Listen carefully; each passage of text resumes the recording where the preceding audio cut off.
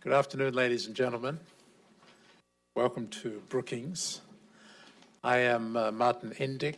I'm the Executive Vice President of Brookings, and I'm very happy to have the opportunity today to welcome Juan Hernández, the President of Honduras, to the Brookings Institution.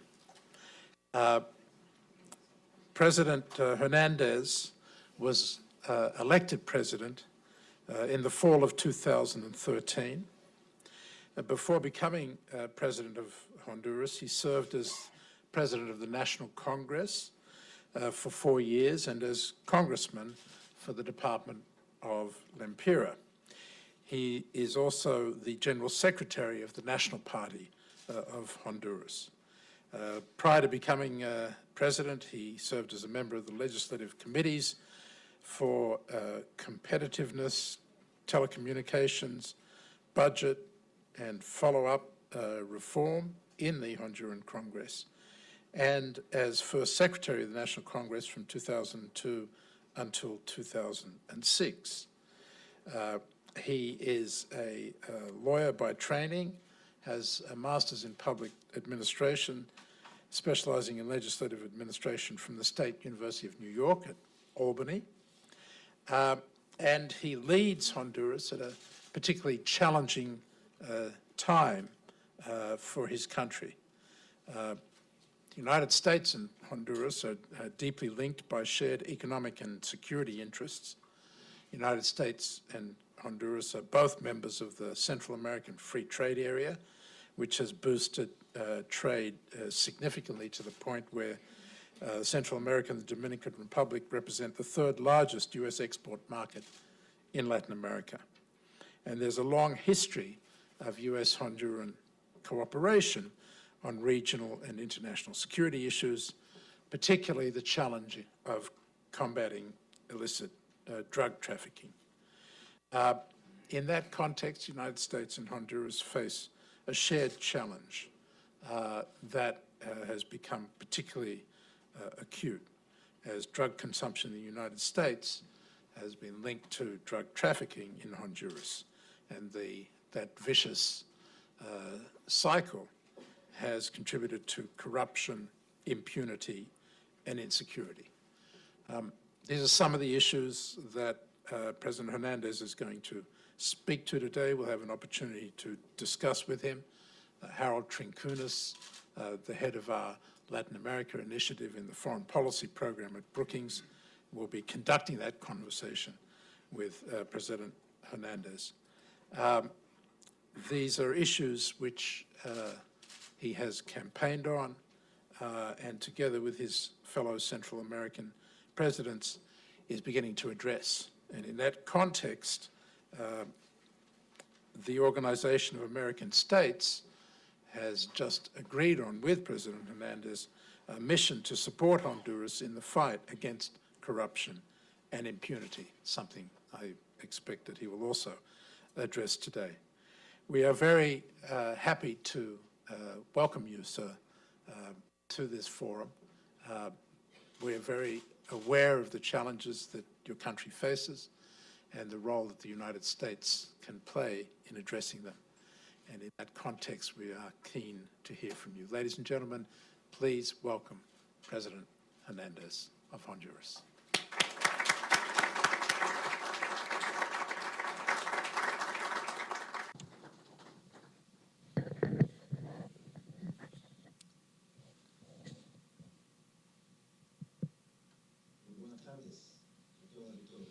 Good afternoon, everyone. No sé si alguien va a ayudar con la interpretación.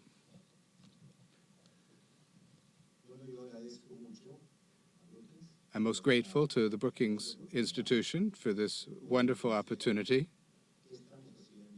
to be able to share with you what we are doing in Honduras, how we are seeing things, and where we want to go.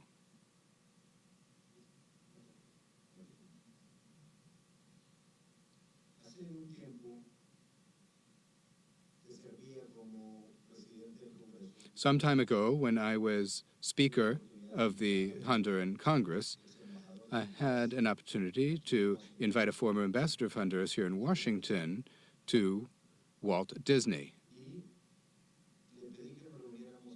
And I asked that, or to Disney World, and I asked that we get together apart from our families so as to ask that he could begin to think about how we could begin to take an important step in the history of Honduras and the United States, which is the extradition of Hondurans, which was not permitted at that time. And this was considered as a first step in fighting the corruption and impunity brought about by organized crime and drug trafficking.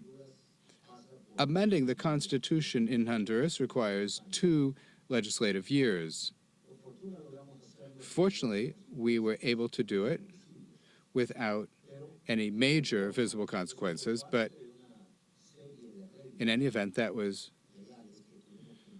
one of a number of legal rules that we have had to implement in this fight against drug trafficking, which has led to so many deaths on the part of us Hondurans. Now, with all due respect, I would like to tell you something that I said the day of my inauguration. And that is that for the United States, the problem of drug consumption today,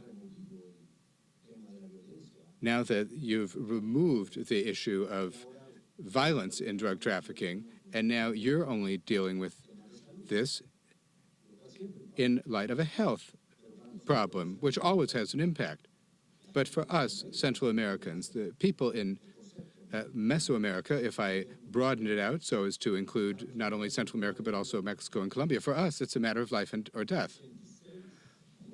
86 deaths per 100,000 population is the figure that we reached a few years back, and unfortunately we were said to be the most violent country on the face of Earth. But behind that figure are wrenching stories of families, mothers who cry for the loss of their children, and a social decomposition, a breakdown of our institutions as well. So the challenge wasn't so simple. Nonetheless, today I can tell you that we have made important strides. A compatriot of yours, or many of yours, those of you from the United States, who serves at a high level, said to me 6 months back, I didn't think that, in effect, you had made a decision to do so. Now that we have seen it, we want to work closely with you. A great deal remains to be done. But from that struggle, we have learned that we cannot do this alone, because the problem is transnational in nature. Therefore, it requires a regional approach. In addition, we need the expertise, the scientific and technical aspect that other countries have developed. And that is valid for us in the proposal that we have received today from the Organization of American States in fighting impunity and corruption. Now, the day of my inauguration, I also said that to save the country, we needed to take on the problem of impunity and corruption in all of its different aspects. And the next day, we were the first country in the world to sign an agreement with Transparency International in order for good administrative practices and practices of working together with civil society, reviewing how the different tasks of the public administration are being carried out in 5 major areas of government. And it was possible to improve these and improve upon them, drawing on Transparency International's experience areas such as education, health, security, taxation, and also procurement for building infrastructure. Honduras today is part of the cost initiative, which Transparency International is also promoting. So that day we told the people of Honduras, things have to change, of course. It's several decades in which we've been living with this system in which the foundations of democracy have been shaken, but it's never too late. I would hope that with the proposal made by the OAS today, which has resulted from the OAS consulting various sectors as part of an ongoing dialogue, we hope that we can improve upon this proposal. I, in particular, would like to thank Secretary Almagro, and I would like to publicly state for the first time that in addition to the proposal that we've received from the OAS, it seems to me that in the structure of this plan for fighting corruption and impunity, it's fundamental that we have a system that protects judges, prosecutors, judicial officers who work on these cases, because we already learned from the experience in fighting drug trafficking. A judge in a given part of Honduras had to sit in a case in which one of these criminals was coming, and the hearing was about to happen, and the son was not showing up at home. But then he showed up just 5 minutes before the hearing began. So we need to work along this line as well. We believe that it's fundamental that in this new arrangement for fighting corruption and impunity, we have a series of rules, good practices, which we have found from different parts of the world that have yielded results so that the private sector not generate corruption. Because in order for there to be a corrupt person in the public sector, normally there's someone from outside of the public sector who comes and proposes something which is unlawful or indecent. I also think that this arrangement should also include something which we've already sent to the National Congress, and that is an initiative to regulate political party financing. And at this time, it is being debated in Congress. Today, I would also like to discuss climate change with you. I have found it surprising to learn from a member of the U.S. Congress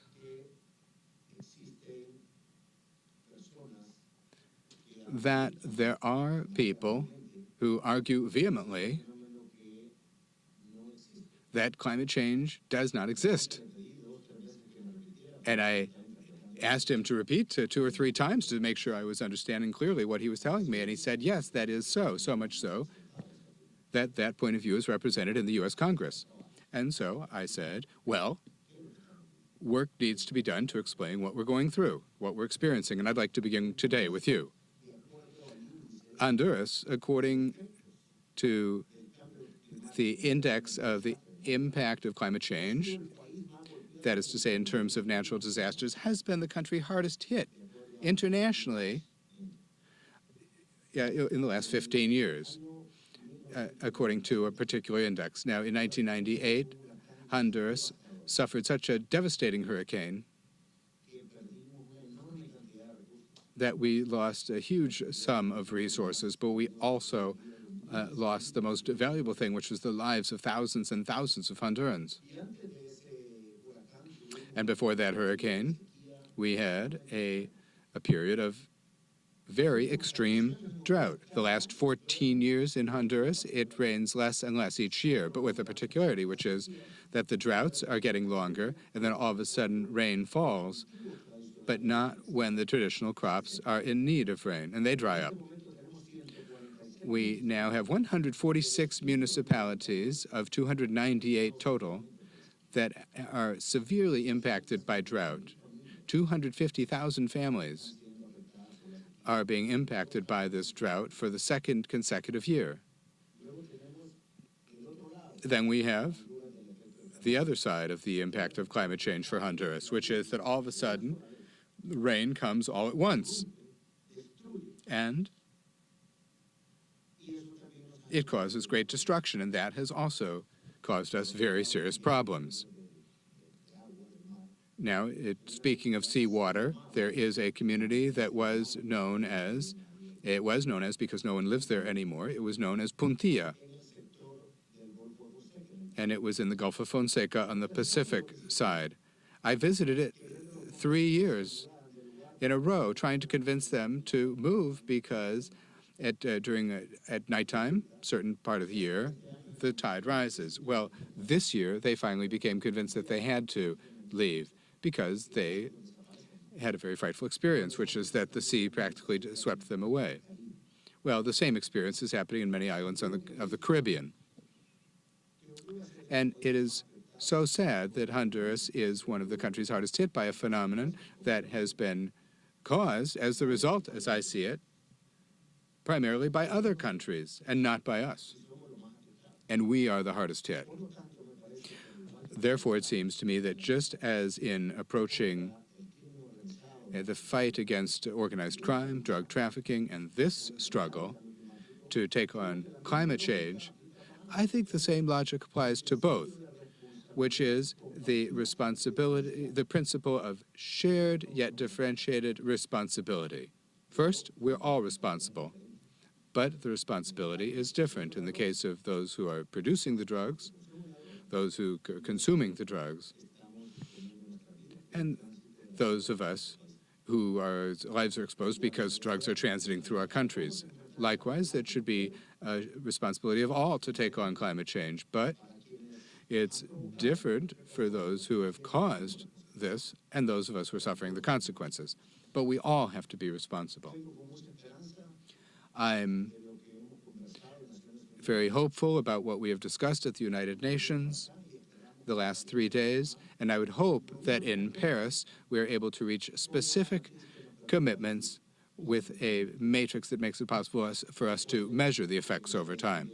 Recall that you, too, have had here, I was told, in Massachusetts by one member of Congress, snowstorms that you'd never had before, probably.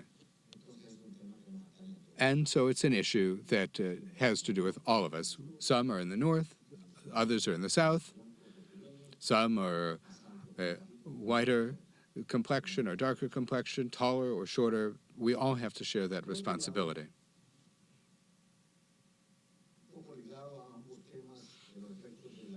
Now linked to in one way or another, to both the issues of the effects of violence and the effects of climate change. Both of these phenomena cause migration.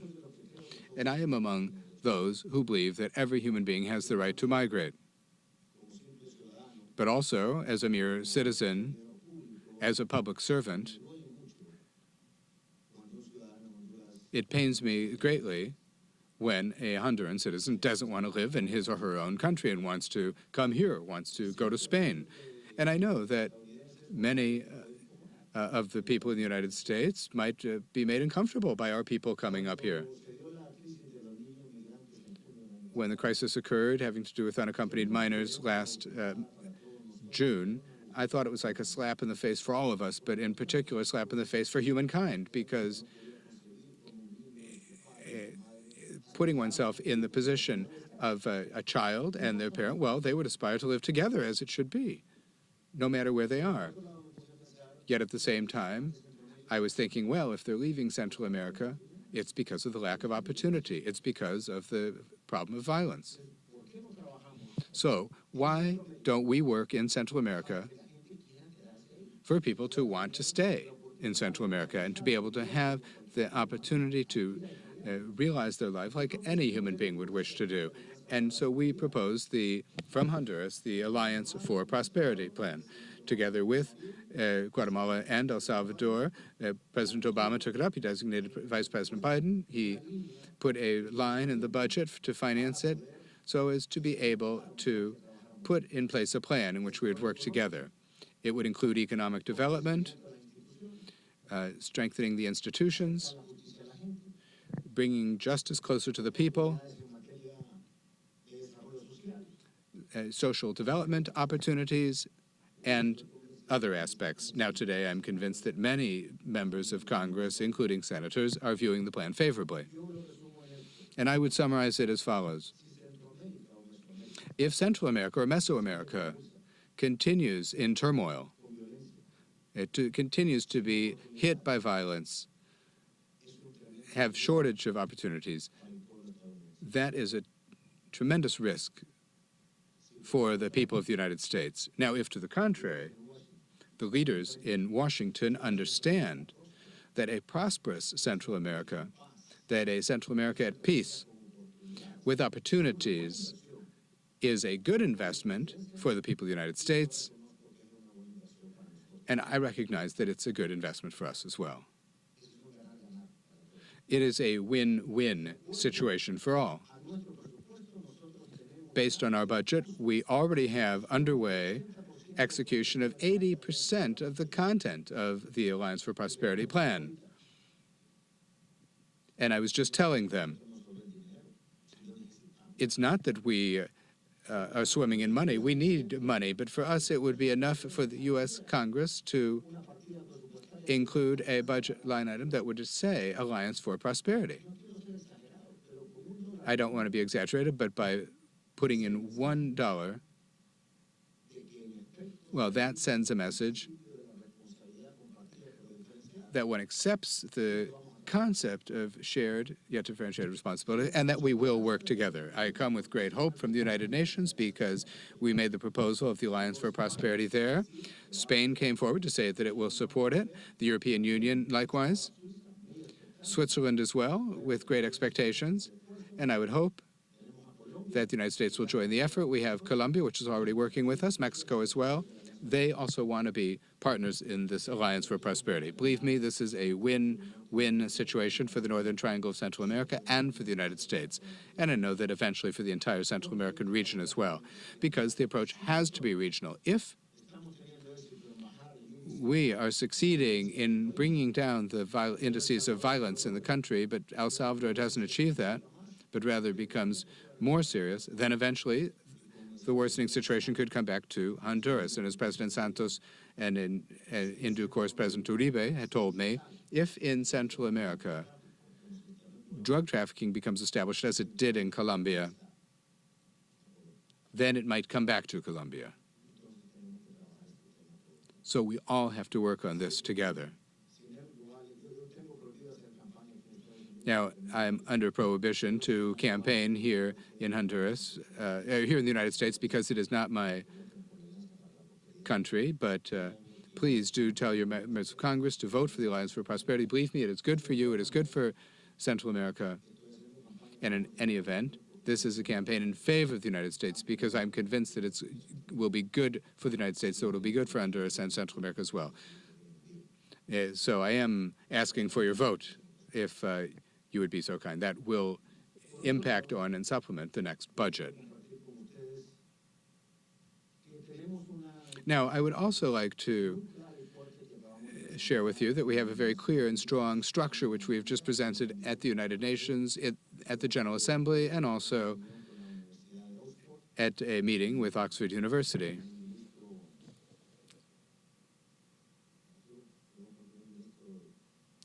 And the Prime Minister, we were with the Prime Minister of Bhutan at Oxford, and also President Solis of Costa Rica, and we were discussing why it is necessary to gauge poverty in a multidimensional manner. I think this is going to lift us out of great ignorance. Honduras already began working with a platform called Vida Mejor, a better life, in order to address part of the people of Honduras, who are what I would call the forgotten people, the excluded people, the poor. But before, they had a dirt floor. I know that nobody could imagine that here in the United States, but there are people on this planet who still live with a dirt floor in their home. And when the rainy season comes, water comes in and it brings disease. And in the dry season, any number of insects and animals also live there and contaminate the human beings. That is not living in dignified conditions. We're investing in a major way, working with these families so they can at least have a concrete floor. So give them dignity in addition to covering their health needs. Water filters, there are people who've had no ceiling or roof, people who live on the periphery of the cities where I've gone. And I've asked, do you have a toilet? And they say, no, I don't. And one is ashamed to ask, well, why not? And they say, well, sometimes I have to ask my neighbor. Well, it can't be so at this stage. So we're saying that Vida Mejor, a better life, has a toilet, bathroom, or shower, as well as family gardens, vegetable and fruit gardens, so as to be able to feed one's own family and sell a bit. Also, this program includes a component of education, family education through the woman, although the woman might not necessarily be the head of the household, but the majority of households are women-headed households, though it's painful to say so because the men are not there. So even if the wife has a husband, we work with the wife, the mother, because maternal instinct leads a mother to do more than anyone else for her own family. So I was talking with a group of males, and they said, why not work with us? And I told them, what happens when there's a hurricane or there's a major storm? What does the hen do with the chicks? She spreads out the wings and spread them, and whereas the roosters run out, abandoning the children. And there are some where the cock will also protect the young in addition to the hens. So this has helped them understand why women should have more self-esteem, have greater training in terms of raising the family, how to prevent conflict within the family, how to transmit to the children how they can eat best. So that's one aspect. Then financial inclusion. We have, unfortunately, as the impact of a very rigid formal financial system, which does not address the most excluded, the hardest fighting, poor sectors, but also as a result of organized crime, the markets in Honduras, well, some people will buy oranges to sell during the day, and if they receive a loan of $1 in the morning, they need to pay $1.20 the same afternoon. So if you lend that person, now this person, if you lend them $1, is going to pay 1 penny a month with a Banco Solidario program, which is giving hope and opportunities to a number of people a large number of people otherwise would have none. So we're also working on financial inclusion in this regard. Also, Honduras has just passed a social protection framework law for, unfortunately, we had, well, about 5% of the population had access to some level of social protection. Today, with this law and 2 others that are on the way, and the reforms that we're undertaking, we are seeking to have universal coverage. Obviously, business persons need to pay a greater contribution for their workers, the state likewise, and of course the workers will pay into it as well. Contributions or payments, paying in goes on in a gradual way, and once I was president-elect, and before I became president, I asked Social Security Institute to become involved, and that has resulted in research and information that has made it possible to completely restructure, but at the same time prosecute cases which at other times in Honduras probably never would have been prosecuted. In addition, it has made it possible for us to raise awareness that this should be handled in a different way and that this belongs to us all. We have also undertaken a major reform in drug procurement. Before, unfortunately, that operated more or less in the style of organized crime. But we have also obtained support from the United Nations through UNOPS, through Transparency International, through the churches in Honduras, and now the drug procurement system has become transparent to a significant degree. It's been substantially improved, and now working on the logistical aspect to make sure that people get drugs once they get to the hospital. And there are civil society overseers or reviewers of at each hospital who are working to refine this process.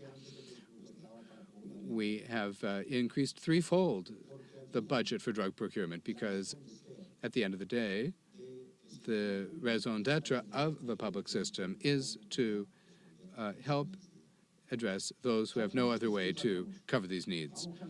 Do we have a long ways to go? Yes, we still have a long way to go. Are we headed down the right path? Yes, we are down the right path with all of the ups and downs that some Hondurans might agree with us, others might not, and that is part and parcel of democracy. But Honduras cannot wait anymore, and we have to go forward. And finally, because I'm also more interested in hearing your questions and your comments, let me tell you that we are always going to be neighbors with the United States. We're in the neighborhood. And when you look to the south, before you see the south, there's a piece of America, of the Americas, known as Central America. And we are closer than South America. I'm not saying to neglect the relations with the South American countries. I am just wanting to say that we are neighbors and we're always going to be there. And my father told me, son, you must always get along with your neighbors because at times of need and at times of happiness, they will be there. So we have gone through hard times, also good times, and the idea is that we will always be together. So I thank you for coming, but I'll be especially thankful to hear your comments and your doubts so that we can give our opinion in that regard. Thank you very much.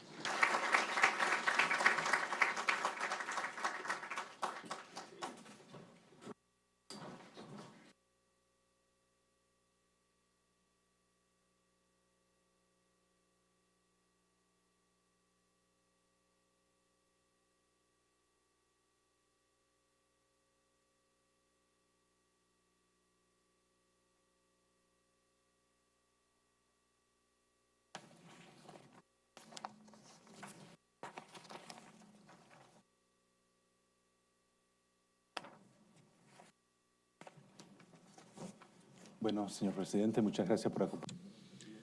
Thank you very much, Mr. President, for being with us at Brookings today. We'll now begin a moderated Q&A session, but before beginning, I would like to take moderator's privilege to put a couple of questions to you. You were discussing the Alliance for Prosperity in the Northern Triangle. You announced that plan together with the presidents of Guatemala and El Salvador the year before last, and of course things have changed in Guatemala and in El Salvador. President Sanchez Seren.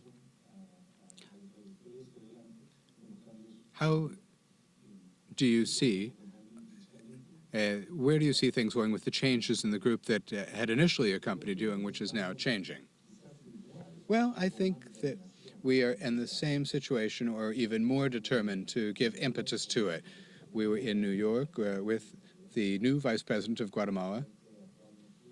The current president was unable to be there because of a small accident, but I felt the same determination, and likewise with President Sanchez Seren, so much so that we had this meeting to be able to draw new partners into the Alliance for Prosperity and asked for them to accompany us. So I feel very optimistic about it. And speaking of the mission to support the fight against corruption and impunity that was presented this morning at the OAS, I also saw that you spoke with Secretary General Ban Ki-moon in New York in the last few days about establishing a permanent office of the UN for monitoring the human rights situation. What type of support do you expect, or what do you need from the international community? What support do you see coming from those parts of the international community? Well, technical support, scientific support, academic support is fundamental. Lessons learned. Now, in the case of the United Nations, since I came in as president, I asked the United Nations to establish an office of the UN High Commissioner for Human Rights because I knew that this struggle against drug trafficking and impunity had its risks. And what better than having the presence of the UN High Commissioner for Human Rights, not only to help to construct a culture and of human rights and to promote human rights, but also in the event of some incident to be able to technically to have in-depth knowledge of what has happened. I also feel that the United Nations can help us give impetus to the dialogue. Now, in this first stage, it will be accompanied by the OAS mission, but the idea is also for us to be able to discuss other types of issues further on. Thank you.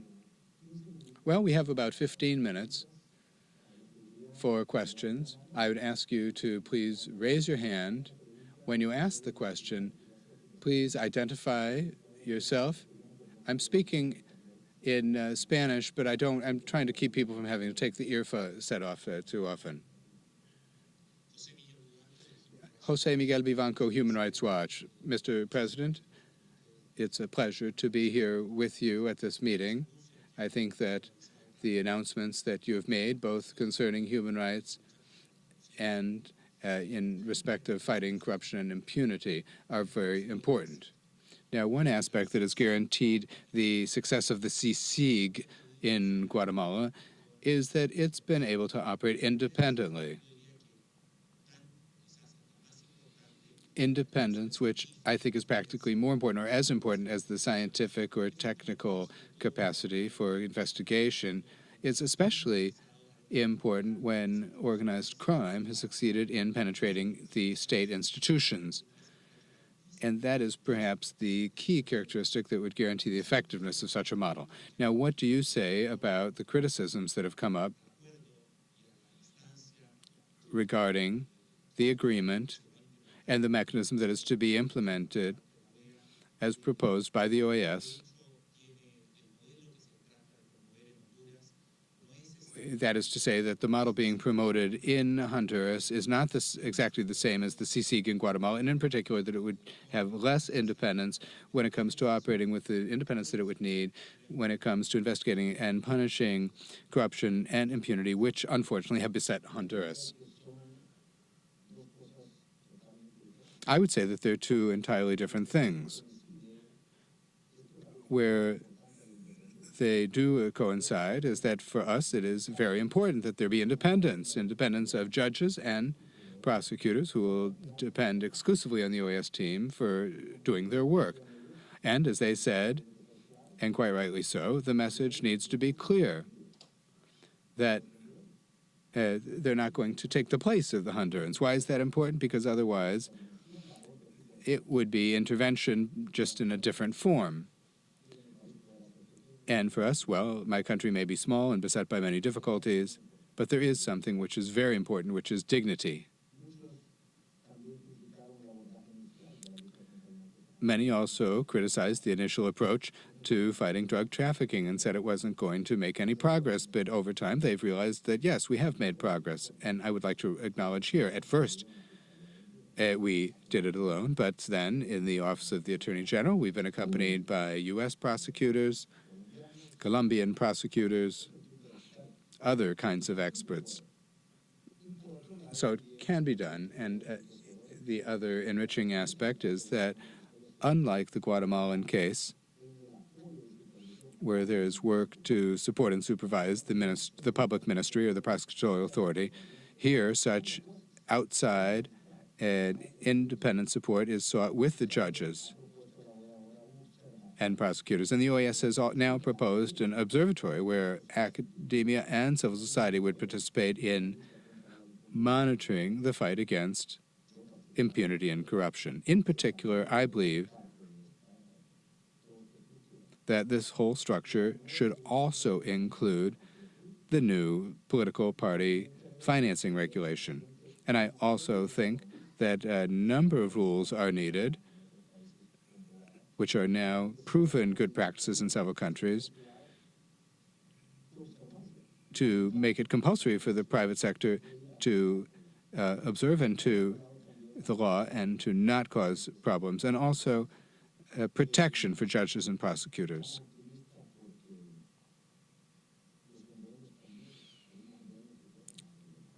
We're optimistic because there are some of us Hondurans who want to do things the right way. And this is the most dignified approach. And with international support and supervision of the judges and prosecutors, well, give strong backing to the judges and prosecutors who have wanted to do things right and who have exposed their families' lives and their own lives in confronting these problems. It's not easy for just anyone to do that. One might speak, but when it comes to actually making a decision, not just anyone will do so. And it is time to lift them up as well, and at the same time to continue vetting through certification those who are not willing to do so or who are compromised for any reason. Gracias.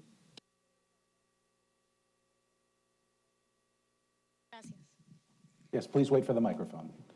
Asking a question.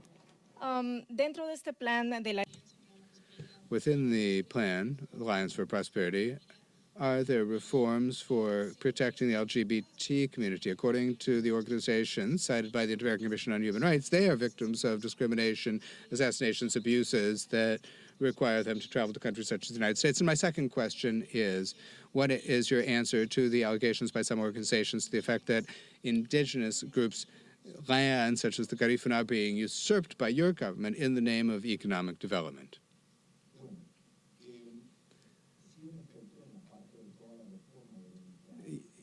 Yes, in reforming the whole justice system, this concept is included. Honduras has just adopted a law for the protection of human rights defenders, journalists, and other groups such as the LGBT group who have been more subject to abuse. And 4 of these cases are being heard, even though not all the structure created by the National Congress has been implemented. That's why it is important, as I was just saying, that the UN High Commissioner for Human Rights be present in Honduras.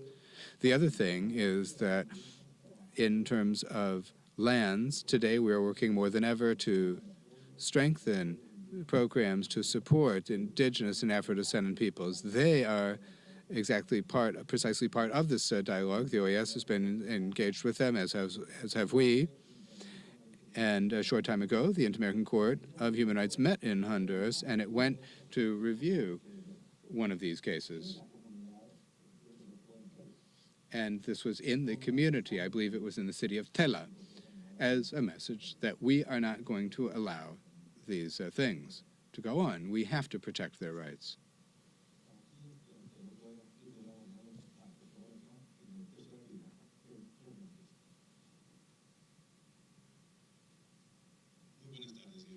Good afternoon. My name is Cristian Sanchez. I am a business person in the construction sector in this area. I immigrated 18 years ago due to the illness that besets Honduras and that still afflicts us, which is the indigestion that we're sick of as Honduran citizens. Well, all of these people immigrate.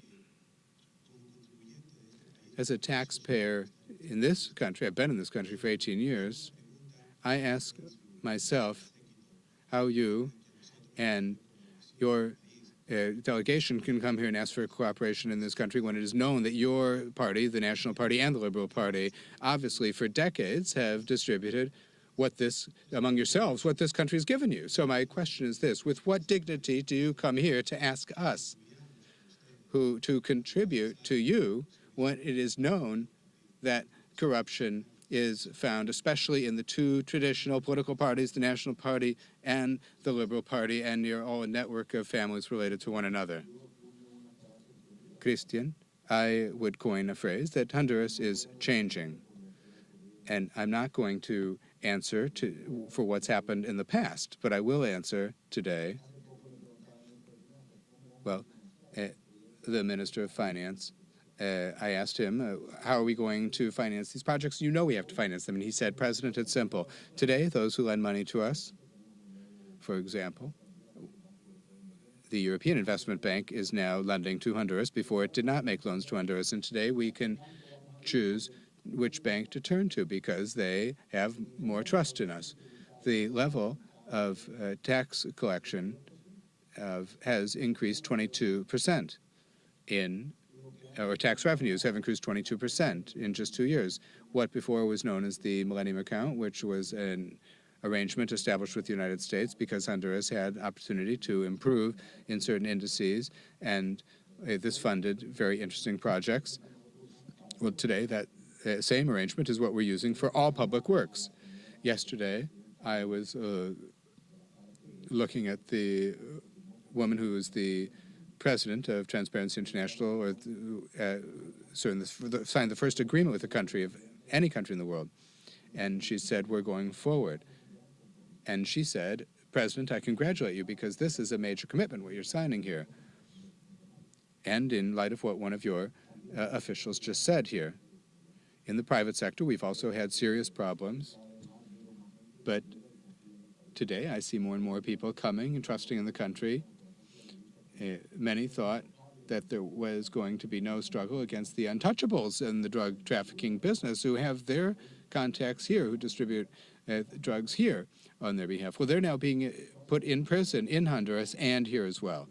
So within a short time, my aspiration is for you to share with me the observation that Honduras is changing and we're headed down the right path. In the meantime, I respect your discomfort, which has always been my own in the face of these things.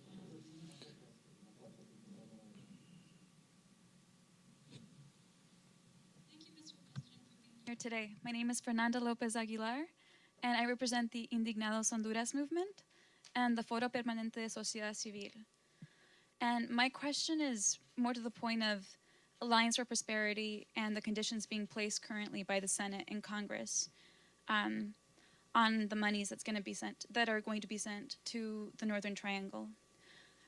So as you may know by now, I imagine, the House of Representatives is looking to create more conditions through which they might be able to suspend aid.